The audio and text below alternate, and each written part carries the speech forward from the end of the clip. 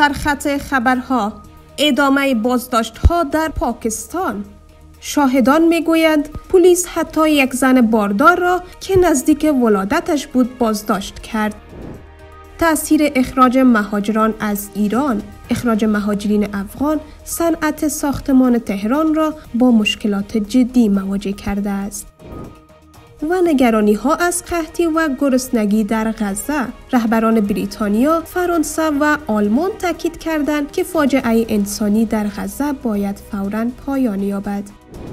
امروز شنبه 4 اسد 1404 هجری خورشیدی است. مشروع خبرها: دیدبان حقوق پناهندگان میگوید که از دیدن صحنه‌های دردناک بازداشت دختران خردسال و زنان پناهجوی افغان عمیقاً شوکه شده است. این سازمان با نشر اعلامیه‌ای در صفحه اکس خود تاکید کرده که پاکستان باید به حقوق پناهجویان احترام بگذارد و از برخورد مجرمانه با خانواده‌های بیجا شده خودداری کند. دیدبان حقوق پناهندگان همچنان ویدیویی را نشر کرده که در آن دیده می‌شود دختران خردسال و زنان افغان در حالی که گریه و التماس میکنند توسط پلیس پاکستان بازداشت و با زور به موتر انداخته میشوند. ایرج رهبر، رئیس اتحادیه تولید کنندگان عمومی تهران میگوید که صنعت ساختمان به ویژه در تهران به دلیل اخراج کارگران افغان با مشکلات جدی مواجه شده است. او در مصاحبه با خبرگزاری ایلینا گفته که بیش از 50% کارگران ساختمانی در تهران افغان بودند و اکنون که آنها کشور را ترک کردند برخی از پروژه ها به تأخیر افتاده و تولید کاهش یافته است. رهبر می‌افزاید که کارگران افغان قبلا در زمینه‌های مختلفی از جمله سمنت‌ریزی، سنگ تراشی، بنایی و کارهای عمومی کار می‌کردند و اکنون یافتن کارگران ایرانی برای این حرفه‌ها زمان می‌برد.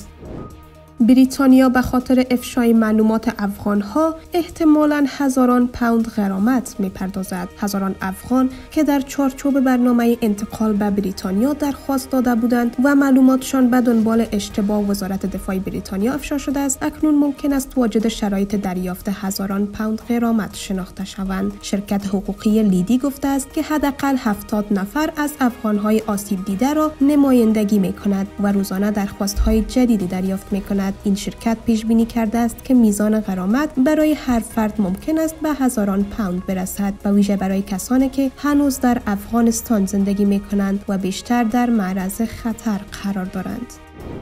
رهبران بریتانیا، فرانسه و آلمان در بیانیه مشترک هشدار دادند که فاجعه انسانی در نوار غزه به سرعت در حال وخامت است و باید فوراً متوقف شود. در این بیانیه آمده است: ما از دولت اسرائیل می‌خواهیم که فوراً تمامی محدودیت‌ها بر کمک‌های بشردوستانه را بردارد و به سازمان ملل و نهادهای امدادرسان اجازه دهد تا به فعالیت‌های حیاتی خود برای مقابله با گرسنگی گسترده در غزه ادامه دهند. وزارت صحت نوار غزه اعلام کرده که تا اکنون 59676 فلسطینی عمدتاً غیر نظامی در پی عملیات نظامی اسرائیل کشته شدند.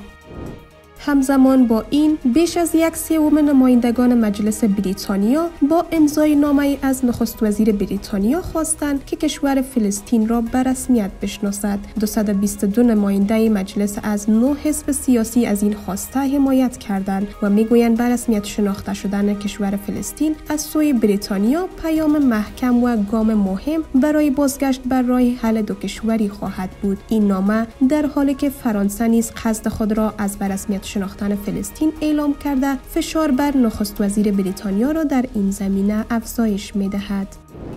در کنار این بیش از 60 عضو پارلمان اروپا با ارسال نامه‌ای به مسئول سیاست خارجی اتحادیه اروپا خواستار تحریم و توقف صادرات سلاح به اسرائیل شدند. الجزیره گزارش داده که این نمایندگان وضعیت انسانی در غزه را به شدت بحرانی توصیف کرده و گفتند که حملات نیروهای اسرائیلی به محل‌های توزیع کمک منجر به کشته شدن بیش از 1000 فلسطینی شده است. این نمایندگان تاکید کردند که توافق اخیر اتحادیه اروپا با اسرائیل برای افزایش کمک رسانی به غزه هیچ تغییر ملموسی در میدان ایجاد نکرده است. اما در سوی دیگر در پی توقف آخرین دور مذاکرات آتشبس در غزه و آزادی گروگانها، ترامپ روز جمعه گفت معتقد است که نتانیاهو باید کار حماس را تمام کند. این در حالی است که در روزهای اخیر گزارش‌های بسیاری از قحطی و مرگ اهالی غزه بر اثر گرسنگی منتشر شده است و رهبران جهانی نسبت به فاجعه انسانی ابراز نگرانی کردند. دونالد ترامپ در پی گفتگوی تلفنی با بنیامین نتانیاهو گفته است که حماس به گونه واقعی نمیخواست توافقی صورت بگیرد و آنها میخواهند بمیرند و این خیلی بد است. رئیس جمهور آمریکا تاکید کرده که کار به نقطه‌ای رسیده که باید تمام شود.